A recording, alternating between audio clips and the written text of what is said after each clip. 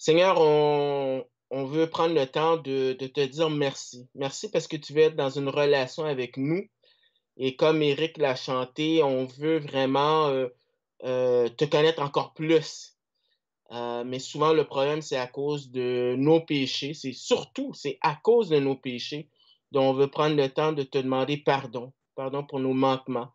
Enlève les bouchons dans nos oreilles, permet qu'on puisse être réceptif à ta parole et produit des fruits dans nos cœurs, dans nos vies, euh, par ton esprit et pour ta gloire. Dans le nom de ton Fils Jésus. Amen. Alors, ce matin, je vous invite à ouvrir vos Bibles dans le livre de la Genèse. On va voir ensemble Genèse 21, du verset 1 à 34, donc tout le chapitre. Étant donné qu'on a plusieurs versets à couvrir, je lirai par section et je commenterai à chaque fois. Et j'aimerais voir le passage de ce matin en trois sections. La première, c'est du verset 1 jusqu'au verset 7. On va parler alors de la fidélité de Dieu, mais la fidélité de Dieu envers son alliance. Ensuite, on va voir du verset 8 au verset 21, la fidélité de Dieu dans les conflits. Et finalement, la dernière partie du verset 22 à 34, la fidélité de Dieu dans le pays. Alors tout d'abord, le premier point, la fidélité de Dieu envers son alliance. Alors je lis pour vous dans la version Louis II. L'Éternel se souvint de ce qu'il avait dit à Sarah. L'Éternel accomplit pour Sarah ce qu'il avait promis. Sarah devint enceinte et elle enfanta un fils à Abraham dans sa vieillesse, au temps fixé dont Dieu lui avait parlé. Abraham donna le nom d'Isaac au fils qui lui était né, que Sarah lui avait enfanté. Abraham circoncit son fils Isaac, âgé de 8 jours, comme Dieu le lui avait ordonné.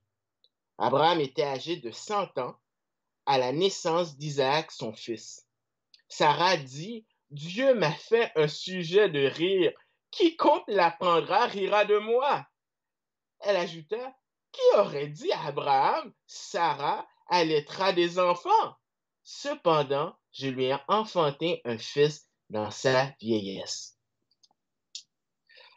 Un des privilèges qu'on a lorsqu'on prend le temps de méditer la parole, c'est que Dieu se révèle à nous. On apprend des attributs de Dieu, qui Dieu est. Et un des attributs de Dieu, c'est sa fidélité. Et un texte à l'appui de cela, c'est dans Deutéronome. Alors, on va regarder Deutéronome, le chapitre 7, du verset 6 à 9. Alors, Deutéronome 7, verset 6 à 9. Alors, le contexte, c'est Moïse qui donne des mots d'encouragement à la deuxième génération qui est sortie d'Égypte ou ceux qui sont nés dans le désert. Alors, Deutéronome, chapitre 7, versets 6 à 9, dit ceci. Car tu es un peuple saint pour l'Éternel ton Dieu. L'Éternel ton Dieu t'a choisi pour que tu fusses un peuple qui lui appartient entre tous les peuples qui sont sur la face de la terre. C'est un point parce que vous surpassez en nombre tous les peuples que l'Éternel s'est attaché à vous et qui vous a choisi, car vous êtes le moindre de tous les peuples. Mais parce que l'Éternel vous aime, parce qu'il a voulu tenir le serment qu'il a fait à vos pères, l'Éternel vous a fait sortir par sa main puissante, vous a délivré de la maison de servitude, de la main de Pharaon, roi d'Égypte. Sache donc que c'est l'Éternel ton Dieu qui est Dieu. Ce Dieu fidèle garde son alliance et sa miséricorde jusqu'à la 1000e génération envers ceux qui l'aiment et qui observent ses commandements. Alors Moïse est en train de rappeler au peuple que la raison pour laquelle ils se rendent à Canaan, c'est ultimement parce que Dieu a promis, il a fait un contrat, une alliance avec les patriarches. Et on le voit dans le début de la Genèse, dans Genèse chapitre 12, où est-ce que Dieu promet à Abraham trois choses. Il lui promet un pays, il lui promet une descendance et il lui promet une bénédiction pour tous les hommes de la terre. Mais tout cela doit se faire s'il a une descendance, s'il a un fils. Et le problème, c'est que dans Genèse chapitre 11, on nous dit que Saraï, qui sera Sarah, eh bien, elle est stérile. Alors, du chapitre 12 jusqu'au chapitre 20, eh bien, la vie d'Abraham nous est présentée comme une tension. Est-ce que Dieu va être capable d'accomplir ce qu'il a dit? Et à plusieurs reprises, Dieu va rappeler à Abraham qu'il s'est engagé à lui donner un enfant.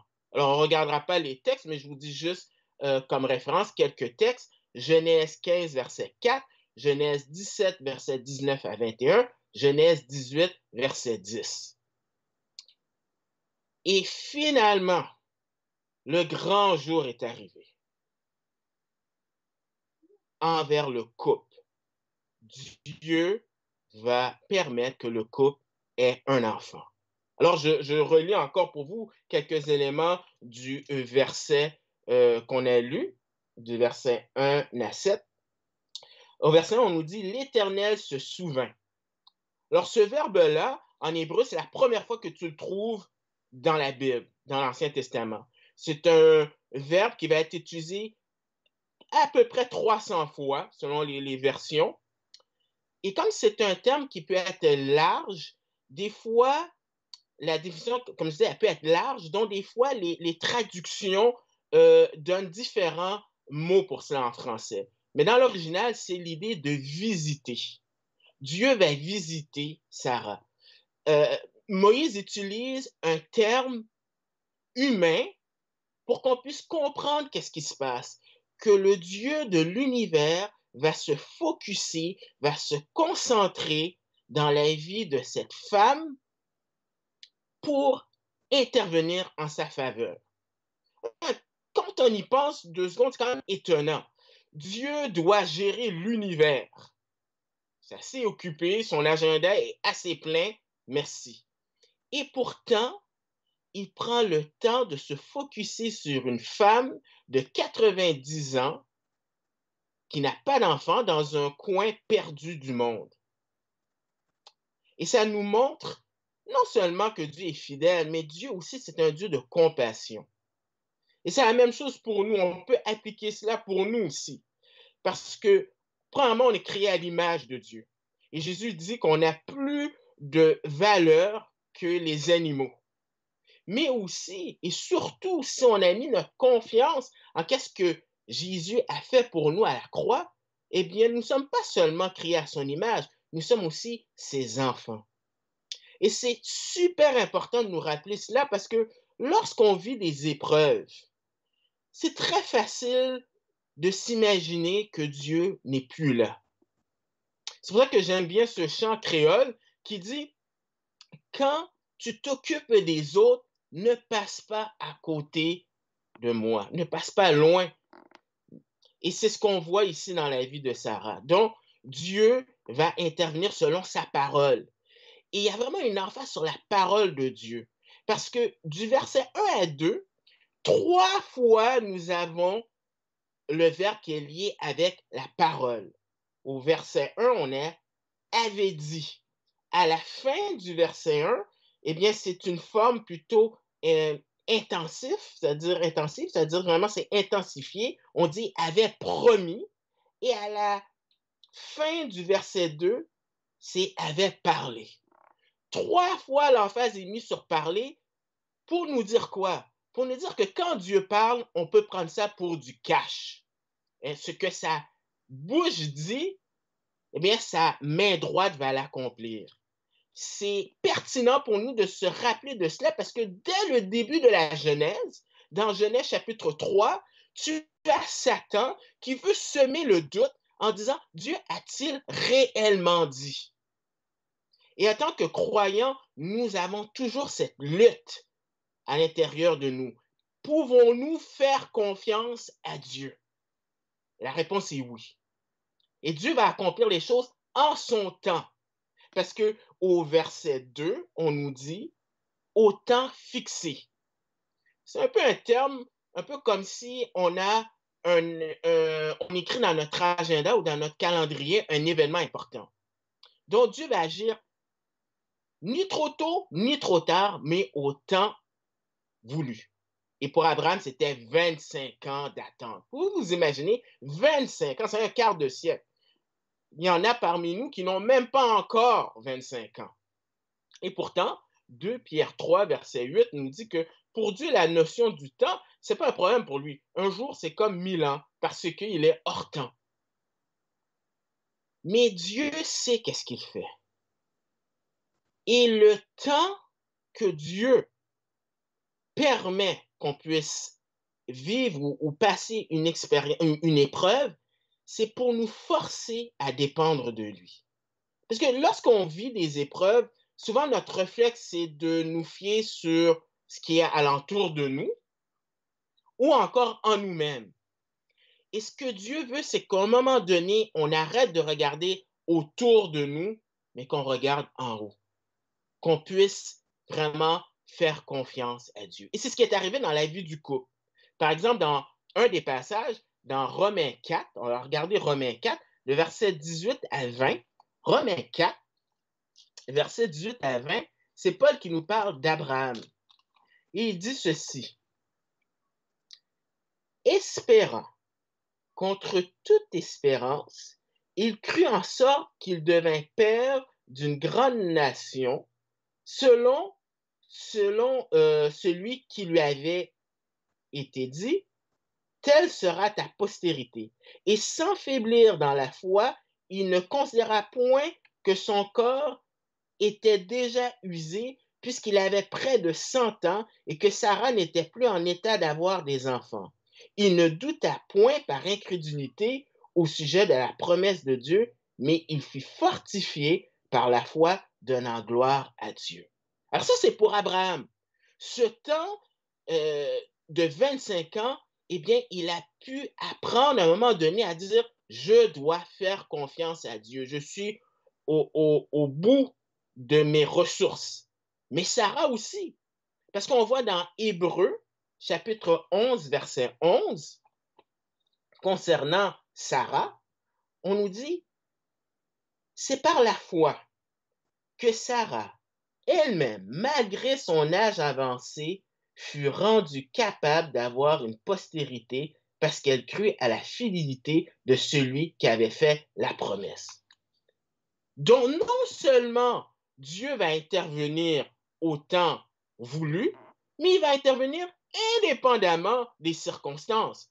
Parce que le verset 5 nous dit que Abraham était âgé de 100 ans à la naissance d'Isaac, son fils. 100 ans. Et on vient de lire dans Romains 4, verset 19, que son corps était usé. Mais ça, c'est Louis II. Dans l'original, tu as vraiment le mot nécros, nécrologie, c'est-à-dire mort. C'est-à-dire qu'au niveau sexuel, je veux dire, il n'est pas capable d'avoir un enfant. C'est une impossibilité pour lui. À 86 ans, il a eu Ismaël. Et il aurait pu peut-être se dire, oh, je suis encore viril, hein? À 86 ans, c'est Sarah qui a le problème, pas moi. Mais à 100 ans, c'est clair qu'il ne peut rien faire. Et comme l'ange Gabriel va dire à Marie concernant Élisabeth, qui elle aussi était âgée et stérile, eh bien, elle est devenue enceinte et l'ange Gabriel va dire que rien n'était possible à Dieu. Donc, Dieu est fidèle envers le couple. Et vous savez quoi? Malgré leur manque de foi. Malgré leur manque de foi. Et il y a plusieurs textes qu'on pourrait nommer dans la vie d'Abraham et de Sarah. Mais 3 textes, sans les regarder, je vous dis simplement un résumé. Dans Genèse 12, versets 10 à 20, on voit Abraham qui a failli à tous les niveaux. Il y a une famine dans le pays, mais il ne fait pas confiance à Dieu. Et il s'en va en Égypte. Donc, il quitte la terre promise. Ensuite, il met en danger la descendance en mentant que Sarah est sa femme et le pharaon le prend pour Sarah pour faire partie de son harem. Et Dieu doit intervenir et il quitte le pays avec un mauvais témoignage. Donc, aux 3 niveaux, Abraham a failli. Mais Sarah aussi a failli aussi, elle n'est pas fidèle. Parce que dans Genèse 16, versets 1 à 6, après plusieurs années à Canaan, eh bien, Sarah, sans consulter l'Éternel, ne fait pas confiance, prend l'initiative en disant, je vais donner un coup de main à Dieu, et elle demande à Abraham de pouvoir coucher avec sa servante pour avoir un fils. Et on sait tous les problèmes qui sont venus avec ça. Et à nouveau, dans Genèse chapitre 20, alors qu'il reste 1 an avant que la promesse puisse s'accomplir, Abraham met de nouveau la semence ou la promesse en danger. Alors, moi, quand j'entends ça, je me dis, pourquoi Dieu n'a pas choisi quelqu'un comme Job? Job qui est probablement un contemporain ou proche d'Abraham, ça ferait plus de sens. Ou pourquoi pas prendre Melchisédek, roi de Salem? Non, Dieu s'est engagé. Et vous savez, 2 Timothée 2, verset 13 nous dit que lorsque nous sommes infidèles, lui demeure fidèle. Alors Dieu demeure fidèle envers leur couple, c'est-à-dire envers Sarah et envers Abraham. C'est incroyable. Alors envers Sarah et envers Abraham. Et ce chapitre-là, il faut comprendre que le chapitre 21, il faut le placer dans l'histoire de la vie d'Abraham, c'est-à-dire du chapitre 12 jusqu'au chapitre 22, pour apprécier qu'est-ce qui se passe dans le chapitre 21. Il y a un professeur qui enseigne en Australie, qui a écrit un commentaire sur Genèse, et il explique que l'histoire d'Abraham, c'est un récit narratif où est-ce qu'on a des éléments déclencheurs, c'est-à-dire un élément perturbateur qui amène à un conflit. Et là, il y a une tension qui augmente, et puis tout d'un coup, il y a une résolution de problème. Il y a la résolution du problème. Et tu vois, donc il y a une ligne qui monte, et puis il y a un plateau, et puis après, ça descend.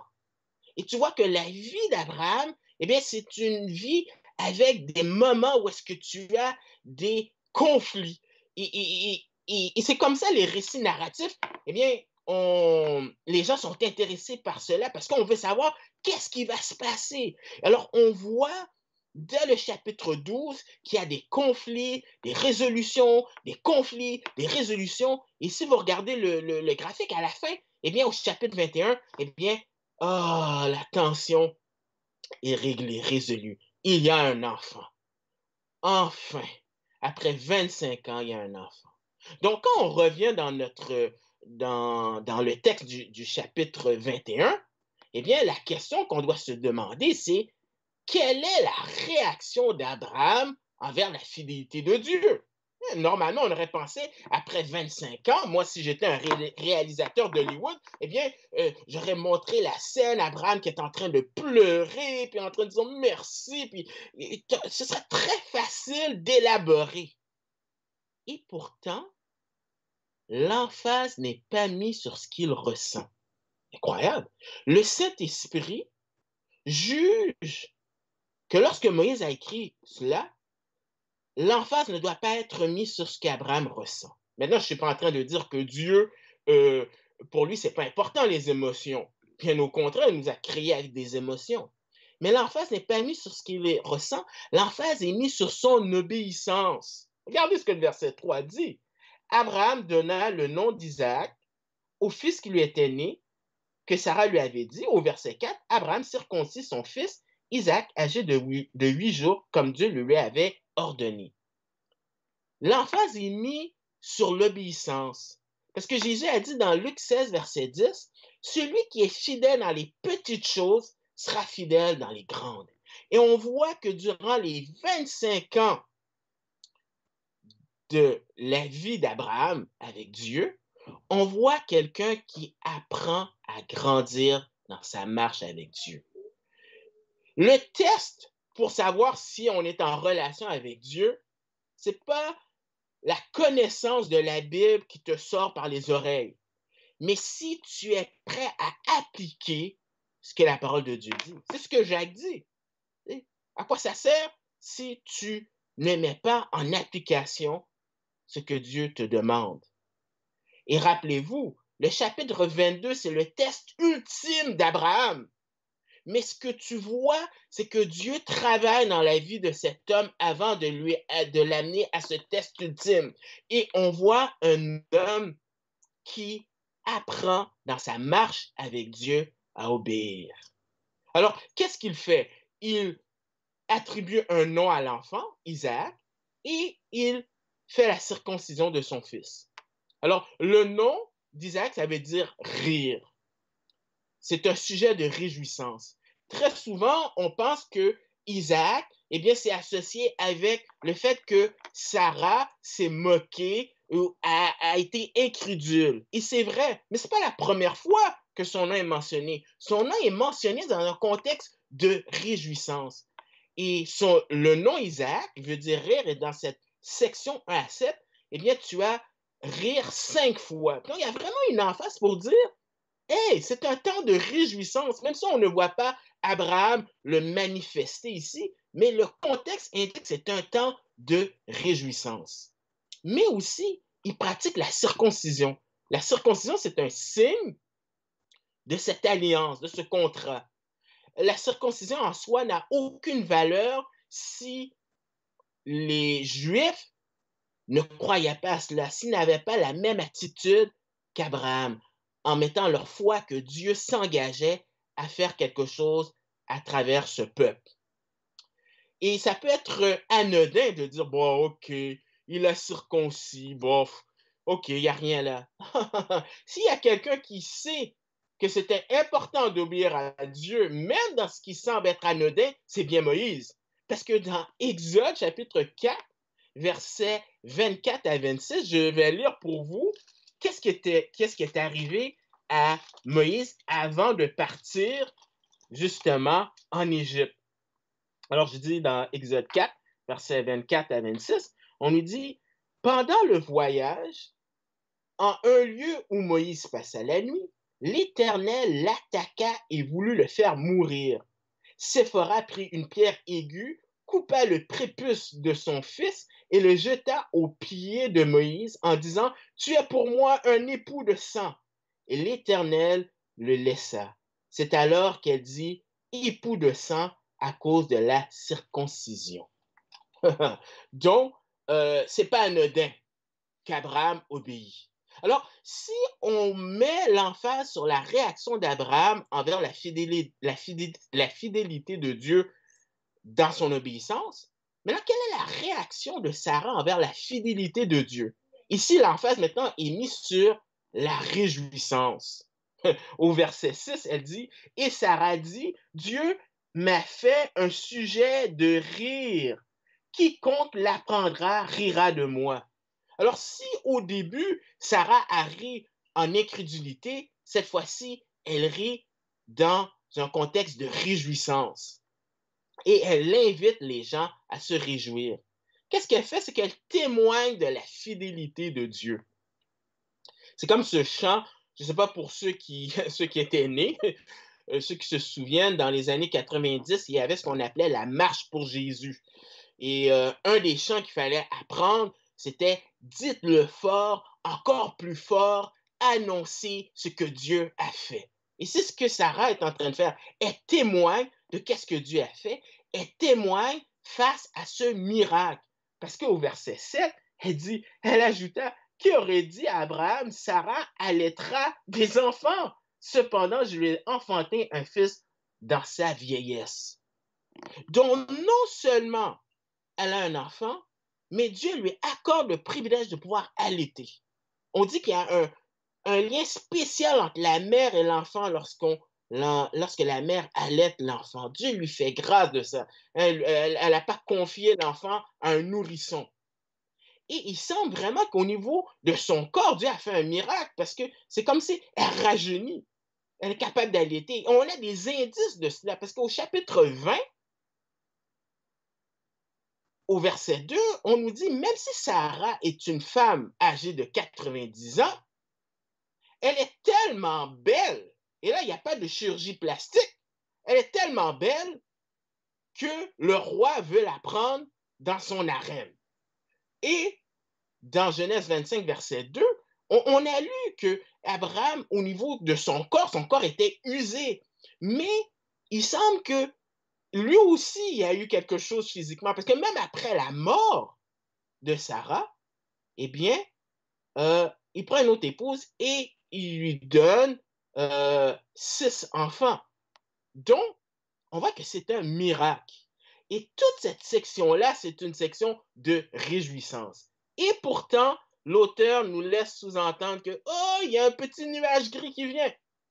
Parce que, au verset 6, elle dit, quiconque l'apprendra rira de moi. Quiconque? Ah, il y a quelqu'un qui va rire, mais ce ne sera pas pour la réjouissance. C'est ce qui nous appelle au deuxième point. On a vu la fidélité de Dieu envers son alliance, 1 à 7. Maintenant, on va voir la fidélité de Dieu dans les conflits, versets 8 à 21. Et les conflits commencent dans la famille, de versets 8 à 11. Donc, je lis pour vous 8 à 11. L'enfant grandit et fut sevré. Et Abraham fit un grand festin le jour où Isaac fut sevré. Sarah vit rire le fils qu'Agar l'Égyptienne avait enfanté à Abraham. Et elle dit à Abraham, chasse cette servante et son fils, car le fils de cette servante n'héritera pas avec mon fils, avec Isaac. Cette parole des plus forts aux yeux d'Abraham à cause de son fils. Alors, qu'est-ce qu'on voit ici? C'est que il y a beaucoup de bagages. En anglais, on dit bad blood. Il faut retourner et reculer en arrière pour comprendre la situation. On va tourner dans Genèse, chapitre 16, verset 1 à 1 à 6, que je lis pour vous. Saraï, femme d'Abraham, ne lui avait point donné d'enfant. Elle avait une servante égyptienne nommée Agar. Et Saraï dit à Abraham, voici l'Éternel m'a rendu stérile. Viens, je t'en prie, vers ma servante, et peut-être aurai-je par elle des enfants. Abraham écouta la voix de Saraï. Alors Saraï, femme d'Abraham, prit Agar, l'Égyptienne, sa servante, et la donna pour femme à Abraham, son mari. Après qu'Abraham eut habité 10 années dans le pays de Canaan, il alla vers Agar et elle devint enceinte. Quand elle se vit enceinte, elle regarda sa maîtresse avec mépris. Et Saraï dit à Abraham, l'outrage qui m'est fait retombe sur toi. J'ai mis ma servante dans ton sein et quand elle a vu, quand elle était enceinte, elle m'a regardé avec mépris. Que l'Éternel soit juge entre moi et toi. Abraham répondit à Saraï, voici ta servante est en ton pouvoir. Agis à son égard comme tu le trouveras bon. Alors Saraï la maltraita et Agar s'enfuit loin d'elle. Alors, le reste du récit nous dit que Dieu intervient et Agar doit revenir se soumettre à Sarah. Mais tu vois qu'avec les années, eh bien, ça n'a pas changé. Tu vois qu'il y a vraiment beaucoup de bagages émotionnels dans la relation avec les 4 individus maintenant que Isaac est né. Alors, si on revient dans notre texte, le conflit, souvent les conflits, eh bien, c'est à la suite d'une frustration de plusieurs événements et un événement déclencheur qui peut être anodin, eh bien, c'est la goutte qui fait déborder le vase. Et la situation, c'était que le contexte, c'était un grand festin pour Isaac, au verset 8. Le festin, c'était que il était sevré, il n'avait plus besoin d'être allaité. Alors, à quel âge? Alors, les commentateurs débattent là-dessus. On sait que dans le livre des Maccabées, on nous dit que c'est à l'âge de 3 ans qu'un enfant, eh bien, il n'était plus au sein. Mais ça, c'est la période des Maccabées. C'est beaucoup plus tard. Là, on est dans la période des patriarches. Donc, il y en a qui disent, oh, peut-être 5, peut-être 6. Pour de vrai, on ne le sait pas. Mais si, pour les besoins de la cause, on dit que c'est à l'âge de 3 ans, eh bien, ça veut dire qu'Ismaël a 17 ans. Ce n'est pas un enfant, là, il a 17 ans. Et pourquoi on faisait une fête à cette occasion? C'est parce que le taux de mortalité était élevé. Il n'y avait pas de pédiatre dans ce temps-là. Mais on jugeait par expérience que si l'enfant peut se rendre à 3 ans, il y a des fortes chances que oui, il va pouvoir grandir. Et c'est intéressant, je trouve ça intéressant parce que en ce qui concerne l'autisme, parce que je suis quand même bien placé, eh bien, nos enfants, c'est vraiment dans cet âge-là que, à partir de 2 ans, 3 ans, qu'on a vraiment vu des signes de l'autisme. Alors, généralement, c'est dans cette période-là qu'on voit des signes. Donc, je trouve ça intéressant que, oui, la Bible, c'est un livre qui est vieux, mais qui est encore très pertinent et les gens avaient remarqué ça. Alors, c'est une occasion de célébration comme l'alliance, comme la circoncision, comme le bar mitzvah, dont l'enfant est sevré, c'est une occasion de réjouissance. Et pourtant, dans cette occasion de réjouissance, on voit la réaction de Sarah. Elle remarque quelque chose au verset 9, au verset 10, elle dit quelque chose. Alors, Sarah, qu'est-ce qu'elle remarque dans sa perspective? Elle vit rire le fils qu'Agar l'Égyptienne avait enfanté. Alors, le mot rire, eh bien, c'est à la même racine qu'Isaac, mais selon la forme du verbe, eh bien, ça peut être traduit par moquer. Il s'est moqué. On ne sait pas comment, on ne sait pas qu'est-ce qui s'est passé, mais Sarah voit quelque chose et elle interprète ça comme quelque chose de mauvais. Et voici ce qu'elle dit au verset 10. Hein, c'est fort les mots. Elle dit chasse. C'est le même mot qui est utilisé dans Genèse 3, verset 24 et Genèse 4, verset 14. Genèse 3, verset 24, c'est quand Dieu a chassé Adam et Ève du Jardin d'Éden. Et Genèse 4, 14, c'est quand Caïn est chassé de la présence de Dieu. C'est un terme fort, c'est comme un divorce. Chasse. Et le mot dit chasse cette servante. Et le mot servante n'est pas le même mot qui est utilisé dans Genèse 16. Il semble qu'avec le temps, le statut d'Agar a monté. Et selon la coutume de l'époque, eh bien, le fils Ismaël aurait le droit de contester ou aurait pu être un véritable danger en ce qui concerne l'héritage pour Isaac. Et pensez-y 2 secondes, pendant plusieurs années, c'est lui en théorie qui doit avoir l'héritage. Et là, maintenant, vient Isaac dont les choses changent. Alors, quoi qu'il en soit, Sarah, peut-être que la façon comment elle s'y prend est peut-être pas sage. Elle ne prend pas le temps de prier Dieu ou de pouvoir expliquer à son mari la situation dans un dialogue. C'est très fort ce qu'elle dit. Elle dit chasse l'enfant et Agar. Et la réaction d'Abraham, eh bien, elle est tout aussi forte parce que le terme qui est utilisé, il dit cette parole dit plus fort aux yeux d'Abraham. Dans l'original, c'est mauvais. C'est mauvais qu'est-ce qu'elle dit au niveau peut-être éthique. Abraham, maintenant, n'est plus le même qu'au verset 16. Il veut se responsabiliser. Après tout, au début, il faisait fi de la situation, mais là, je veux dire, il veut être responsable. Il ne peut pas juste laisser Agar et Ismaël. Maintenant, ça fait 17 ans qu'il connaît Ismaël, donc tu vois qu'il ne veut pas se débarrasser, les chasser. Et aussi, la dernière fois qu'Abraham a écouté Sarah, ça a amené à des troubles. Donc, tu vois, non. Donc, tu vois que des 2 côtés, les gens ne prient pas Dieu. Les gens sont émotionnellement vraiment investis dans leur cause. Et des fois, dans un couple, c'est bon de pouvoir reculer et prendre le temps de respirer, prier Dieu et revenir dans le dialogue. Mais là, on ne voit pas cela. Donc, la situation est grave. dont Dieu doit intervenir. Donc, on voit la solution de Dieu au verset 12 et 13. Mais Dieu dit, euh, mais Dieu dit à Abraham, que cela ne déplaise à tes yeux à cause de l'enfant de ta servante. Accorde à Sarah tout ce qu'elle te demandera, car c'est d'Isaac que sortira une postérité qui te sera propre. Je ferai aussi une nation du fils de ta servante, car il est ta postérité. Donc Dieu intervient. Et comment Dieu intervient? Il réaffirme ses promesses.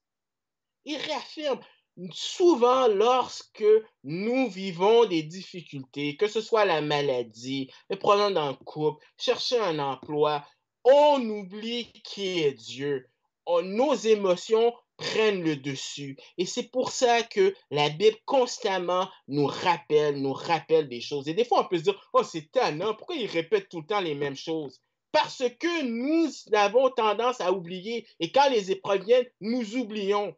C'est ce que Jésus fait avec les disciples. Constamment, il répète, il répète. Et c'est la pédagogie de Dieu. Donc, il réaffirme ses promesses envers Isaac. Ce qu'il est en train de dire, c'est que Isaac est celui que j'ai choisi. Et ici, ce n'est pas un texte qui est normatif, mais c'est un texte qui est descriptif. C'est-à-dire, c'est pas une excuse pour nous déresponsabiliser de nos enfants. Mais ici, Dieu dit formellement, occupe-toi d'Isaac, moi je vais m'occuper d'Ismaël et d'Agar. Donc, il doit obéir, ou du moins il doit écouter ce que Sarah lui a dit. Mais il a aussi sa promesse envers Ismaël. Parce que le chapitre 16, verset 10, le chapitre 17, verset 20, le chapitre 25, verset 12 à 18, te dit que Dieu s'est engagé aussi envers Ismaël. Et pourtant, même si Ismaël est important aux yeux de Dieu, c'est à travers Isaac. Et on a peut-être un indice de ça un peu dans la façon comment Dieu parle d'Ismaël. À chaque fois que Dieu fait référence à Ismaël, en hébreu, il utilise le mot Nar. Tandis que quand Abraham ou Agar parle d'Ismaël, c'est le mot Yéled. Et il semble que au niveau de Nar, la relation père et fils est moins accentuée. Vraiment, peut-être c'est des indices pour dire vraiment que le focus est sur Isaac. Pas parce qu'Isaac est spécial en soi, mais Dieu a promis qu'à travers la descendance d'Abraham, ultimement va venir le Christ qui va bénir tous les gens sur la terre. Alors, on voit encore la fidélité de Dieu dans la protection d'Agar et son fils dans la détresse. Alors, je lis pour vous le verset 14 à 21. Abraham se leva de bon matin, il prit du pain et une outre d'eau qu'il donna à Agar et la plaça sur son épaule. Il lui remit aussi l'enfant et la renvoya. Elle s'en alla et s'égara dans le désert de Beersheba. Beersheba qui va expliquer plus tard la signification de ce mot-là. Quand l'eau de l'outre fut épuisée, elle laissa l'enfant sous un des arbrisseaux et alla s'asseoir vis-à-vis à une portée d'arc. Et certaines traditions disent une centaine de mètres. Car elle disait que je ne vois pas mourir mon enfant. Elle s'assit donc vis-à-vis de lui, éleva la voix et pleura. Dieu entendit la voix de l'enfant et l'ange de Dieu appela du ciel Agar et lui dit, qu'as-tu, Agar? Ne crains point, car Dieu a entendu la voix de l'enfant dans le lieu où il est. Lève-toi, prends l'enfant, saisis-le de ta main, car je ferai de lui une grande nation. Et Dieu lui ouvrit les yeux et elle vit un puits d'eau. Elle alla remplir d'eau l'autre et donna à boire à l'enfant. Dieu fut avec l'enfant qui grandit, habita dans le désert et devint tireur d'arc. Il habita dans le désert de Paran et sa mère lui prit une femme du pays d'Égypte. Alors, on voit la protection de Dieu d'une mort certaine, du verset 14 à 16. Alors, dans le récit, Abraham, tout le matin, alors probablement Dieu lui a parlé durant la nuit, eh bien, tout le matin, eh bien, prend du pain et de la nourriture et une outre d'eau. Selon les archéologues, peut-être que ça pouvait même contenir 3 gallons d'eau. Donc, c'est pas. Abraham ne lui a pas donné juste des petites miettes pour qu'elle puisse mourir, mais il lui a donné assez pour qu'elle puisse trouver un endroit où est-ce qu'elle pourrait avoir d'autres nourritures et pouvoir poursuivre son chemin. Mais qu'est-ce qui se passe, c'est qu'elle s'est perdue. Et la situation fait en sorte que les deux sont dans une situation critique de mort. Et encore une fois, lorsque l'épreuve arrive, eh bien, on oublie les promesses de Dieu. Alors, Agar panique, elle est désespérée, et Dieu, encore une fois, la même pédagogie, il doit rappeler ses promesses envers Ismaël. Au verset 17, il y a un jeu de mots qu'on ne voit pas en français, mais c'est Dieu entendit la voix de l'enfant. Et Ismaël, ça veut dire quoi? Dieu entend. Donc, Dieu se soucie. Et même si l'emphase, tout à l'heure, on dit que c'est Agar qui crie, qui pleure, mais Dieu entend la voix d'Ismaël. Probablement déshydraté, hein, sa voix, eh bien, elle est pas audible. Mais Dieu n'a pas besoin d'entendre le cri de nos voix pour entendre. Il entend. Même dans un murmure, il entend. Il se soucie de l'enfant à cause de la promesse qu'il a faite. Donc Dieu, c'est un Dieu qui s'engage. Et finalement, il y a une protection par sa présence. La présence, Dieu est avec lui. Cela ne veut pas nécessairement dire que Ismaël est croyant, mais certainement, à cause de la promesse, Dieu est avec lui. Dans le lieu, dans le désert qui était un lieu hostile, c'est là où il va survivre. Et c'est un principe, je pense, pour nous. Qu'importe le lieu où est-ce qu'on se trouve, ce qui fait la différence, c'est que Dieu est avec nous. Alors, même s'il y a la souveraineté de Dieu, il y a quand même la responsabilité humaine. Ismaël a dû apprendre à chasser, il a dû apprendre à se défendre, et sa mère va lui chercher selon la coutume, puisque Abraham n'est fait plus partie du plan, il y a vraiment une séparation. Donc, elle va chercher une épouse en Égypte. On voit le même pattern avec Abraham qui va chercher une épouse pour Isaac. Donc, on a la fidélité de Dieu envers son alliance, la fidélité de Dieu dans les conflits. Et avant d'aller à la troisième étape, on pourrait se demander, mais c'est quand même bizarre que qu'Abraham n'ait rien donné à Ismaël. Quand même, il aurait pu donner une partie de l'héritage. Pourquoi juste du pain et de l'eau? Eh bien, probablement, je vais vous dire, je vais vous citer ce que certains commentateurs ont remarqué de la coutume de l'époque. Alors, je ne sais pas, Philippe, si tu peux le mettre à l'écran, mais on nous dit la clé de la demande de Sarah réside dans une clause dans les lois de Lipit Ishtar, où il est stipulé que le père peut accorder la liberté à l'esclave, la femme et les enfants qu'elle lui a portés, auquel cas il renonce à leur part de l'héritage. Les lois de Lipit Ishtar étaient des lois qui gouvernaient la vie en Mésopotamie et qui ont précédé la loi mosaïque. Ainsi, ce que Abraham fait ici est conforme aux traditions légales de ce jour. Alors, maintenant, on pourrait dire tout est bien qui finit bien, et non. On se trouve maintenant avec une autre situation où est-ce que la fidélité de Dieu, on va la voir, c'est dans le pays.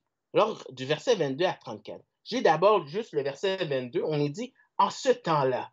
Alors, quand on dit « en ce temps-là », c'est le contexte où est-ce que Ismaël est parti, où est-ce que Isaac est né.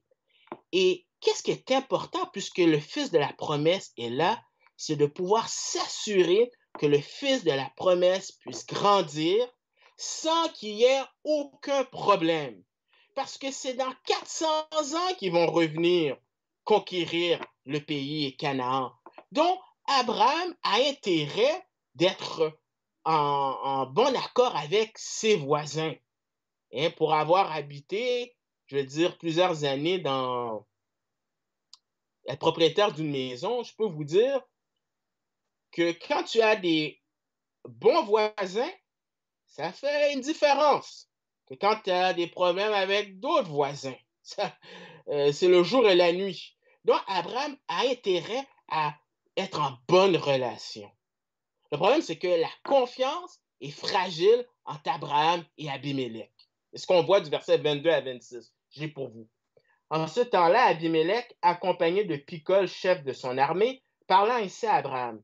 Dieu est avec toi dans tout ce que tu fais. Jure-moi maintenant, ici, par le nom de Dieu, que tu ne tromperas ni moi, ni mes enfants, ni mes petits-enfants, et que tu auras pour moi et le pays, c'est-à-dire les gens qui résident dans le pays, où tu séjournes, la même bienveillance que j'ai eue pour toi. Abraham dit, je le jurerai. Mais Abraham fit des reproches à Abimelech au sujet d'un puits d'eau dont s'étaient emparés de force les serviteurs d'Abimelech. Abimelech répondit, j'ignore qui a fait ces choses-là. Tu m'en as point informé et moi, je ne l'apprends qu'aujourd'hui. Alors, qu'est-ce qui se passe? Qu'est-ce qui se passe? C'est que tu as une visite officielle de quelqu'un d'important. Abimelech, c'est un titre, c'est-à-dire mon père est roi. Donc, c'est un roi qui vient avec son chef. Et probablement Picol, qui est probablement aussi un titre. Donc, ils viennent voir Abraham. Donc, Abraham est quelqu'un d'important. Pourquoi il est important? Ah, c'est sûr, il était riche. C'est sûr, Dieu l'avait béni en bétail. C'est sûr aussi que c'était impressionnant le fait qu'il a libéré Lot d'une coalition de plusieurs rois. Mais l'emphase est mise sur le fait que Dieu est avec lui. Et Abimelech le sait. Pourquoi Abimelech le sait? C'est parce qu'au chapitre 20, eh bien, Abimelech est visité par Dieu dans un rêve qui lui dit de donner Sarah à Abraham, son mari. Et il lui dit aussi de demander à Abraham de prier pour que tous les gens, les femmes ou qui étaient dans sa maison puissent à nouveau avoir des enfants. Parce que Dieu lui dit que Abraham est un prophète.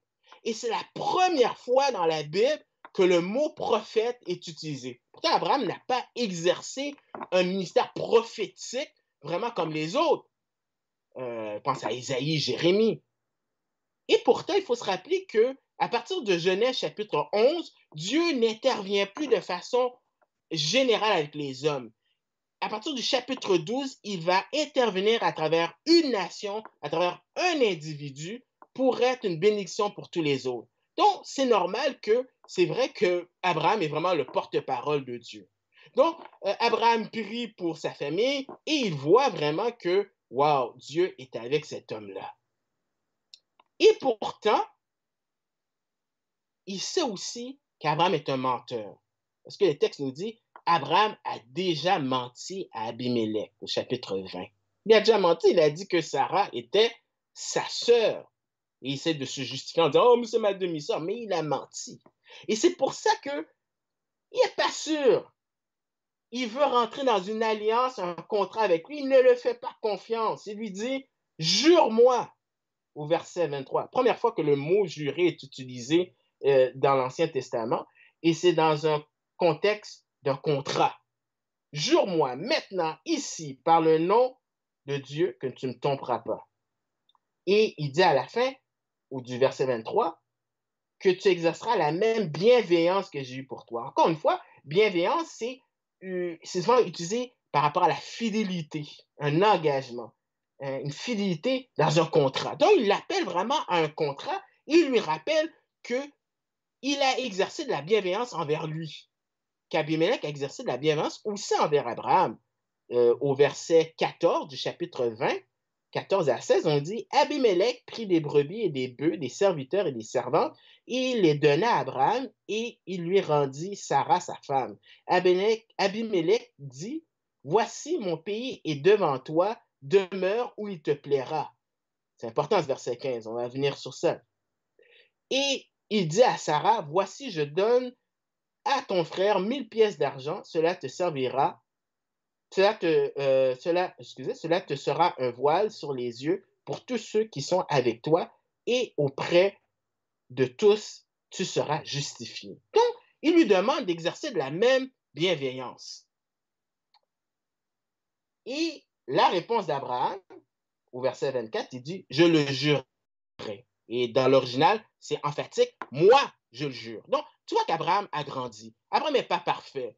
Hein? Il a menti, c'est un pattern dans sa vie, mais il ne trouve pas d'excuses. Il dit, oui, c'est vrai, j'ai gaffé, mais je m'engage. Oui, je vais respecter ça. Je vais rentrer en contrat, dans un contrat avec toi, dans une alliance. Cependant, avant de rentrer dans le contrat, il y a des choses qu'il faut régler. C'est pour ça qu'au verset 25, il lui rappelle que des serviteurs d'Abimelech se sont emparés du puits, alors qu'au verset 15 de Genèse 20, on avait dit qu'Abimelech lui a dit, tu peux aller n'importe où. Et un puits, c'est important. On l'avait avec l'histoire d'Agar et Ismaël. C'est une question de vie ou de mort. Et c'est dispendieux. C'est important pour son bétail. On sait que c'était un homme qui était riche. Et ces gens-là se sont emparés de force ce qui appartient. Donc, il veut s'assurer, avant de rentrer en contrat avec lui, qu'ils doivent remettre les choses en règle. Et qu'est-ce qu'on voit dans la relation entre les deux? C'est que le péché affecte les relations horizontales. Dès le péché d'Adam et Ève, eh bien, nous avons des conflits, non seulement avec Dieu, mais les uns les autres. Et comment résoudre cela? Eh bien, il y a le principe de l'alliance. Alors, il y a une alliance entre Abraham et Abimelech, du verset 27 à 32. Et vous savez, c'est comme ça que notre société fonctionne. On fonctionne avec des contrats. Sinon, c'est l'anarchie. Et même pour régler le péché de l'homme, Dieu, qu'est-ce qu'il a fait? Il est rentré dans un contrat. Et quand on prend la Sainte Seine, il dit, faites ceci en mémoire de moi. Le sang qui a été versé pour vous. On parle d'un contexte d'alliance. Alors, qu'est-ce qui se passe au verset 27 à 32? Je l'ai pour vous. Abraham prit des brebis et des bœufs qu'il donna à Abimelech et ils firent tous deux alliance. Dans l'original, c'est les deux coupèrent une alliance. C'est-à-dire que à l'époque, quand tu faisais une alliance, eh bien, tu prenais un couteau, tu coupais l'animal, les deux parties passaient à côté et c'était un engagement pour dire si je ne respecte pas l'alliance, eh bien, que je sois coupé comme ces animaux. Alors, ils font le contrat. Au verset 26, Abraham mit à part 7 jeunes brebis et Abimelech dit à Abraham, qu'est-ce que c'est 7 jeunes brebis que tu as mis à part? Et ça ne faisait pas partie du contrat. Et qu'est-ce qu'il donne? C'est quand même quelque chose de dispendieux. C'est des brebis, des jeunes brebis qui vont être capables de produire d'autres. Donc, c'est vraiment un investissement. C'est coûteux, qu'est-ce qu'il fait? Pourquoi il fait cela? Alors, au verset 30, il répondit, tu accepteras de ma main ces 7 brebis afin que cela me serve de témoignage que j'ai creusé ce puits. Donc, il veut, même si ce puits lui appartient, il veut rendre ça de façon légale pour lui dire, vraiment, écoute, ça m'appartient, ça, ces puits-là. Alors, c'est pourquoi on appelle ce lieu Beersheba, car c'est là qu'ils gérèrent l'un et l'autre. Ils firent donc alliance à Beersheba, après quoi Abimelech se leva avec Picol, chef de son armée, et ils retournèrent au pays des Philistins. Donc, il y a de l'harmonie, il y a de la stabilité. Alors, qu'est-ce qui se passe dans le verset 27 à 32? Alors, il y a un jeu de mots dans l'hébreu. Il y a un jeu de mots. Parce qu'il y a le mot Beersheba. Beersheba vient 3 fois dans ce texte-là. Le mot 7 vient 3 fois et le juré ou le serment vient 3 fois. Je dis il y a un jeu de mots parce que Ber veut dire puits et Sheba veut dire 7. mais c'est comme un homonyme. Hein? Ça a le même son, mais ça a une autre signification. Et ça peut être serment. Mais vraiment, on voit, il y a un jeu de mots avec Beersheba. Et finalement, qu'est-ce qu'Abraham fait aussi? C'est qu'il donne une assurance supplémentaire à Abimelech qu'il est de bonne foi et qu'il paye pour un puits qui lui appartient déjà. Et finalement, on voit la fidélité de Dieu dans le pays par le fait qu'il peut vivre en paix et en sécurité dans le pays. Versets 33 et 34. Abraham planta des tamaris à Beersheba, et là il invoqua le nom de l'Éternel, Dieu de l'éternité. Abraham séjourna longtemps dans le pays des Philistins. Alors qu'est-ce qu'il fait? Il plante un arbre. Quand on plante un arbre, c'est parce qu'on a l'intention de rester là, pas pour une journée. Donc, il y a vraiment cette idée de sécurité puisqu'il peut s'installer. Mais cela aussi sert de témoignage tangible pour les générations futures. C'est quand même incroyable. Voilà un homme que Dieu lui a promis un pays et la seule propriété qu'il a pour l'instant, c'est ce petit bout de terrain à Beersheba avec un arbre qu'il a planté. Et quand les Israélites vont venir, la seconde génération va rentrer, va voir ça, et ça va démontrer de façon tangible que c'était un homme qui avait confiance. C'est ça la foi. Pas une foi aveugle, mais dans une assurance ferme d'un Dieu qui ne ment pas et qui respecte ses engagements. Et finalement, il en profite aussi pour glorifier Dieu. Et en glorifiant Dieu, il invoque un autre attribut de Dieu qui est le Dieu de l'éternité. Parce qu'il est fidèle envers cette alliance. Il ne va pas changer d'idée. Donc, on vient de voir trois aspects de la fidélité de Dieu. Fidélité de Dieu envers son alliance, fidélité de Dieu dans les conflits et fidélité de Dieu dans le pays. Alors, qu'est-ce qu'on peut conclure? Alors, c'est très facile pour nous de sauter tout de suite à nous en prenant des applications. Mais il faut d'abord réaliser l'impact que cela a eu pour les premiers auditeurs.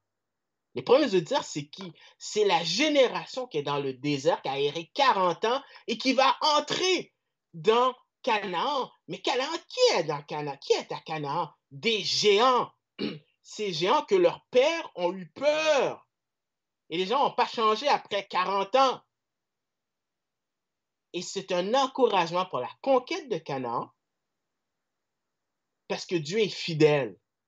Et c'est un encouragement pour être un bon témoignage parce qu'une fois installés à Canaan, ils doivent être un bon témoignage envers les gens alentours. Et on voit ça dans Josué chapitre 1, 1 à 6 et dans Exode 19, verset 6 parce qu'ils sont appelés à être des prêtres et représenter Dieu et aussi avoir un bon témoignage. Mais un autre aspect d'application pour nous, maintenant on peut prendre ça pour nous, eh bien, nous ne devons pas douter de la fidélité de Dieu envers nous. Cela doit aussi nous encourager. Parce que je sais, dans le bulletin, j'ai vu, hein, on prie pour vous, je sais, hein, on vit tous des épreuves et peut-être il y en a qui vivent des épreuves sans le dire à l'Église. Et on peut se dire, est-ce que Dieu est avec moi? Oui, parce que le problème ultime qu'on a, c'est le péché. C'est ça le problème ultime. Toutes les autres, c'est juste un rajout. Mais Dieu a traité du problème le plus difficile, le plus important, le péché. Il a été fidèle parce qu'il nous a envoyé son Fils Jésus. Dans Genèse 3, 15 et 16, on a ce jugement du serpent en disant que de la femme, il y aura un individu qui va écraser la tête du serpent. Et on apprend à travers la révélation progressive que cet individu passe à travers la lignée d'Abraham et que Galate dit que c'est le Christ. Donc Dieu a été fidèle aussi envers nous puisqu'il a réglé le problème le plus important. Mais il accomplit les choses en son temps. Dieu est toujours quelqu'un qui est toujours au rendez-vous. Et il faut se rappeler que Dieu ne ment point. On ne sait pas comment va se terminer. Oui, on sait ultimement comment va se terminer notre récit, son ami, notre confiance. C'est qu'on va être avec lui. Et dans 1 milliard d'années, on va rire du problème qu'on avait. Donc, ultimement, eh bien, on peut lui faire confiance. Mais il y a aussi un autre principe, un principe pour vivre en paix avec les autres. Et là, maintenant, il y a la COVID. J'ai appris d'un ami qu'il semble que, parce qu'au Nouveau-Brunswick, on n'a pas de couvre-feu, mais j'ai appris que le couvre-feu était enlevé et mon ami disait qu'il a décidé de se rendre à Montréal et à minuit, on avait l'impression que c'était comme New York. Il y avait plein de personnes. Alors, ça nous montre qu'un jour, on va être en relation avec les autres, hein? Que ce soit au travail, avec nos voisins. Mais pour vivre en paix avec les autres, eh bien, il faut d'abord être en paix avec Dieu. Et ça, c'est à travers Jésus. Par notre relation horizontale, verticale, on peut être maintenant en relation de façon horizontale. Et c'est un appel à refléter le caractère de Dieu. Jésus a dit que heureux ceux qui procurent la paix, car seront appelés fils de Dieu. Donc, est-ce que dans notre entourage, nous sommes appelés à être des artisans de paix? Et certainement aussi, c'est pour avoir l'opportunité de témoigner. Parce que la sécurité qu'on a, c'est dans un but ultime. Pourquoi on est soumis aux autorités? Eh bien, c'est dans le but ultime qu'on puisse avoir l'opportunité de pouvoir témoigner. Alors, je vais terminer avec une illustration. Il y a quelques semaines de cela, j'étais avec les enfants et j'écoutais une chanson. La chanson, c'est un homme qui qui aime une femme et cette femme-là a peur. Est-ce que cet homme-là va tromper cette personne? Et lui, dans sa chanson, il dit, qu'est-ce que je dois faire pour te prouver que je m'engage à t'aimer, qu'importe les circonstances? Et je réfléchissais à ça, puis je me dis, peut-être qu'on peut se poser la question ce matin, qu'est-ce que Dieu doit faire pour prouver qu'il est fidèle envers nous? Bien, la réponse est qu'il y a 2000 ans, il l'a prouvé en envoyant son fils Jésus. Et par la foi, eh bien, on s'accroche à cette parole de ce Dieu qui ne ment point. Donc, je vais prier. Et puis, par la suite, je ne sais pas s'il y a peut-être une annonce ou un chant, je ne sais pas. David, tu me diras, puis je terminerai avec la bénédiction. Seigneur, merci pour ta parole. Merci parce que tu es un Dieu qui est fidèle. Tu es le même Dieu que dans l'Ancien Testament. Tu es le même Dieu. On a le même Dieu qu'Abraham. Et nous sommes aussi tes amis. Nous sommes même tes enfants. Mais tu nous connais. Dès que les circonstances vont venir, on va douter. Et très souvent, les circonstances ne changent pas. Mais nous, tu nous appelles à changer de l'intérieur.